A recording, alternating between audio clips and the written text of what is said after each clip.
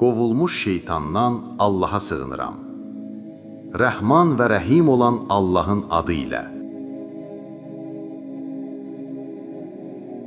And içirəm şəfəqə, geciyə və onun ağuşuna aldıqlarına, bədirlənmiş 14 gecəlik aya, siz mütləq haldan hala keçib dəyişəcəksiniz. Onlara nə olub ki, iman gətirmirlər və onlara Qur'an oxunduqda səcdə etmirlər. Əksinə, küfr edənlər haqqı yalan sayırlar. Allah onların nəyi gizlətdiklərini çox yaxşı bilir. Elə isə onları ağrılı-acılı bir əzabla müjdələ. İman gətirib yaxşı işlər görənlər istisna olmaqla.